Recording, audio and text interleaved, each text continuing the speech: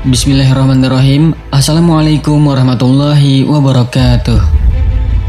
Salah satu kisah yang populer dari Nabi Nuh alaihissalam ialah ketika Nabi Nuh alaihissalam membuat bahtera yang besar untuk menyelamatkan umat yang beriman kepada Allah dari banjir yang sangat dahsyat.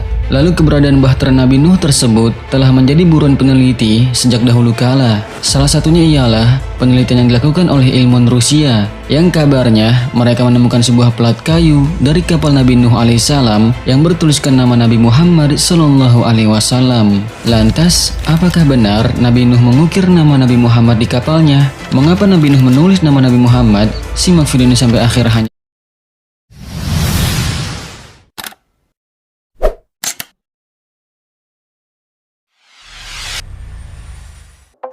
ilmuwan Rusia temukan bukti nama Nabi Muhammad di kapal Nabi Nuh. Pada bulan Juli tahun 1951, sebuah tim yang terdiri dari para ilmuwan Rusia melakukan penelitian terhadap lembah Kaat. Saat itu mereka tertarik untuk menemukan sebuah tambang baru di daerah tersebut. Dalam penelitiannya, mereka menemukan beberapa potongan kayu berserakan di daerah tersebut. Mereka kemudian mulai menggali tempat tersebut dengan tujuan untuk menemukan sesuatu yang berharga. Tetapi alangkah terkejutnya mereka ketika menemukan kumpulan potongan-potongan kayu yang tertimbun di tempat tersebut. Salah seorang ilmuwan yang ikut serta memperkirakan setelah meneliti beberapa lapisannya bahwa kayu-kayu tersebut bukanlah kayu yang biasa dan diperkirakan juga menyimpan rahasia yang sangat besar di dalamnya. Mereka pun menelusuri tempat tersebut dengan penuh keingintahuan. Mereka menemukan cukup banyak potongan-potongan kayu di daerah penggalian tersebut. Dan di samping itu, mereka juga menemukan hal-hal lain yang sangat menarik. Mereka juga menemukan sepotong kayu panjang yang berbentuk persegi. Mereka sangatlah terkejut setelah mendapatinya bahwa potongan kayu yang berukuran 14 x 10 inci tersebut ternyata kondisinya jauh lebih baik dibandingkan dengan potongan-potongan kayu yang lainnya. Sahabat beriman, ternyata setelah waktu penelitian yang memakan waktu yang cukup lama, hingga akhir tahun 1952, mereka pun mengambil kesimpulan bahwa potongan kayu tersebut merupakan potongan dari bahteranya Nabi Nuh alaihissalam yang terdampar di puncak gunung Kalf atau Judi. Dan potongan atau plat kayu tersebut terdapat beberapa ukiran dari huruf kuno yang merupakan bagian dari bahtera tersebut. Setelah terbukti bahwa potongan kayu tersebut merupakan potongan kayu dari bahtera Nabi Nuh alaihissalam, maka timbullah pertanyaan tentang kalimat apakah yang tertera di potongan kayu tersebut. Sebuah dewan yang terdiri dari kalangan pakar pun dibentuk oleh pemerintah Rusia di bawah departemen riset mereka untuk mencari tahu makna dari tulisan yang terdapat di kayu tersebut. Dewan tersebut memulai kerjanya pada tanggal 27 Februari tahun 1953 dan berikut ini adalah nama-nama dari anggota dewan tersebut. Yang pertama, Profesor Solomon dari Universitas Moskow. Lalu yang kedua, Profesor Ivan Haino, Luluhan College, Cina. Yang ketiga, Mr. Musoulu Faruk, seorang pakar fosil. Yang keempat, Mr. Tamal Gauru, seorang pengajar KVZ College. Lalu yang kelima, Profesor Dipakan, Institut Lenin. Yang keenam, Mr. Ahmad Khaled, Asosiasi Riset Komen. Lalu yang ketujuh, Mayer Carter, Stalin College. Kemudian ketujuh orang pakar ini setelah menghabiskan waktu selama 8 bulan, akhirnya dapat mengambil kesimpulan bahwa bahan kayu tersebut sama dengan bahan kayu yang digunakan untuk membangun bahtera Nabi Nuh alaihissalam. Dan juga Nabi Nuh alaihissalam telah meletakkan plat kayu tersebut di kapalnya demi keselamatan dari bahtera tersebut dan untuk mendapatkan ridha dan pertolongan Tuhan. Terlihat dan terletak di tengah-tengah dari plat tersebut sebuah gambar yang berbentuk telapak tangan, di mana juga terukir beberapa kata dari bahasa Samani. Mr. Max, yang merupakan seorang pakar bahasa kuno dari Manchester, Inggris, telah menerjemahkan kalimat yang tertera di plat tersebut yang artinya, "Ya Allah penolongku, jagalah tanganku dengan kebaikan dan bimbingan dari zatmu yang suci," yaitu Muhammad, Ali, Fatimah, Sobar dan Sobir, karena mereka adalah yang teragung dan termulia. Dunia ini diciptakan untuk mereka, maka tolonglah aku demi nama mereka.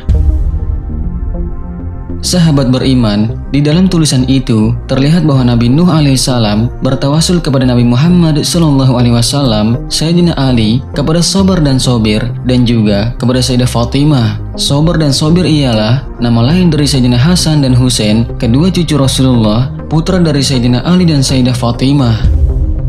Semuanya sangat terkejut setelah mengetahui arti tulisan tersebut. Terutama yang membuat mereka sangat bingung adalah mengapa plat kayu tersebut tetap dalam keadaan utuh dan tidak rusak sedikit pun setelah lewat beberapa abad lamanya.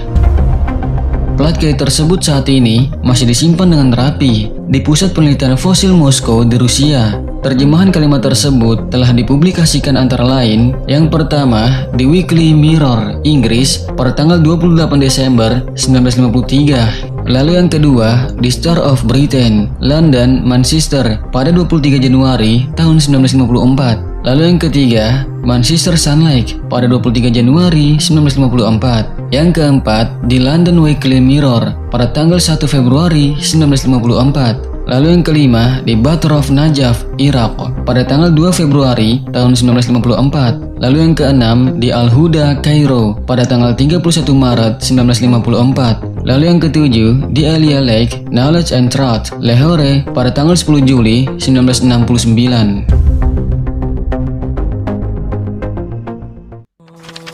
Nabi Nuh bertawasul kepada Nabi Muhammad.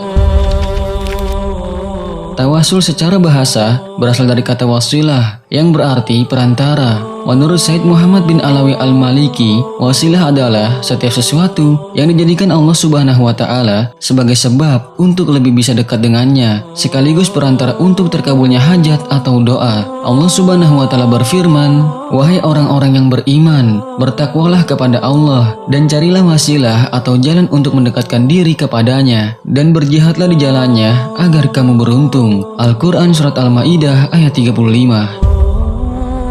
Pada hakikatnya, esensi dari tawasul sendiri adalah berdoa kepada Allah Subhanahu wa Ta'ala dengan menggunakan perantara. Tujuan dari doa adalah Allah Subhanahu wa Ta'ala, karena dialah satu-satunya zat yang berhak dimintai pertolongan. Sementara sesuatu yang dijadikan media bertawasul ialah bisa nabi, orang soleh, maupun amal perbuatan, dan itu hanyalah perantara untuk mendekatkan diri kita kepada Allah Subhanahu wa Ta'ala, sehingga doa yang kita panjatkan bisa diijabah. Sahabat beriman, berdasarkan penemuan ilmu Rusia tersebut, maka dapat dikatakan bahwa Nabi Nuh alaihissalam bertawasul kepada Nabi Muhammad SAW dan juga kepada ahlu baitnya. Dan hal ini tidaklah mustahil dilakukan oleh Nabi Nuh alaihissalam dengan pengetahuannya yang hidup jauh di zaman sebelum Nabi Muhammad SAW diutus. Sebab kakek moyang manusia saja, yakni Nabi Adam alaihissalam pun dikabarkan pernah bertawasul menyebut nama Nabi Muhammad SAW dalam doanya. Kisah Nabi Adam bertawasul kepada Nabi Muhammad ini disebutkan dalam sebuah hadis yang diriwayatkan oleh Imam Al-Hakim dalam kitab Al-Mustadraknya. Dalam hadis itu diceritakan bahwa tatkala Nabi Adam alaihissalam menyesali perbuatannya yang telah terbujuk rayuan iblis, maka Nabi Adam segera bertaubat kepada Allah Subhanahu wa Ta'ala. Beliau meminta ampun dengan menyebut nama Nabi Muhammad SAW sebagai wasilah, padahal Nabi Muhammad waktu itu belum lahir ke dunia. Nabi Adam alaihissalam berkata, "Wahai Tuhanku, dengan derajat yang ada pada Muhammad, aku meminta kepadamu agar engkau memaafkanku." Kemudian Allah Subhanahu wa Ta'ala berfirman kepada Nabi Adam, "Wahai Adam, dari mana engkau mengetahui Muhammad sementara aku belum menciptakannya?" Nabi Adam berkata, "Wahai Tuhanku, ketika engkau menciptakan aku dan engkau meniupkan ruhmu kepadaku, aku mengangkat kepalaku dan aku melihat pada tiang-tiang penyangga arsy terdapat tulisan, La ilaha illallah Muhammadur Rasulullah. Dari sana aku paham bahwa engkau tidak mungkin menyandarkan namamu dengan sesuatu yang lain, kecuali sesuatu itu merupakan makhluk yang paling dicintai di sisimu." Sahabat beriman, setelah berkata seperti itu, Nabi Adam alaihissalam pun berhasil mendapatkan ampunan Allah Subhanahu wa Ta'ala berkat tawasul yang ia lakukan kepada Nabi Muhammad SAW. Allah Subhanahu wa Ta'ala membenarkan Nabi Adam dan menerima taubat beliau. Allah Subhanahu wa Ta'ala berfirman kepada Nabi Adam, "Engkau benar wahai Adam, sesungguhnya Muhammad adalah makhluk yang paling aku cintai. Engkau berdoa kepadaku dengan kedudukan yang ada padanya, maka aku sungguh telah mengampunimu. Seandainya tidak ada Muhammad, niscaya aku tidak akan menciptakanmu."